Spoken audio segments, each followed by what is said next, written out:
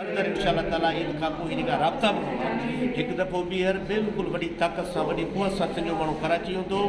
ऐं सॼी दुनिया खे ई मैसेज ॾियण जी कोशिशि कंदा त हीअ सिंध जे ज़मीनुनि ते जेका कब्ज़े खोरी आहे इहे कब्ज़ा थियणु ख़तमु थियणु खपनि ऐं इन सॼे ॿुधे अमल में ख़ुशूसी तौर ते जेके टे DC आहिनि DC जामशुरो DC मलीर ऐं DC ठट्टो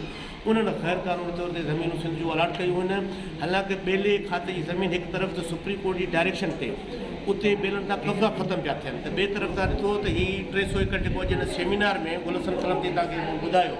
त 300 एकड़ ते पहिरियां टन कब्ज़ो कोया हुनजो राति जी कमु पियो हले पर अख़लाक़ी ज़रूरत कान्हे का पीपुल्स पार्टी सरकार ते उहो कब्ज़ो ख़तमु कराए त इन जे करे असां सम्झूं था त हीअ बिल्कुलु सॼो अमल ग़ैर क़ानूनी आहे ऐं ग़ैर क़ानूनी अमल खे हर हाल में सिंध जो माण्हू रद्द कंदो इंशाअल्लाह ताला अवामी ताक़त सां गॾु हिन पीपुल्स पार्टी जी रफ़्तार रोक कंदासीं मलक रियाज़ जी रफ़्तार रोक कंदासीं इहा जेका करप्ट ब्यूरोक्रेसी आहे जिन सिंध जी ज़मीनुनि खे तीनवाल कयो उन सभिनी जो ख़ैरात कंदासीं।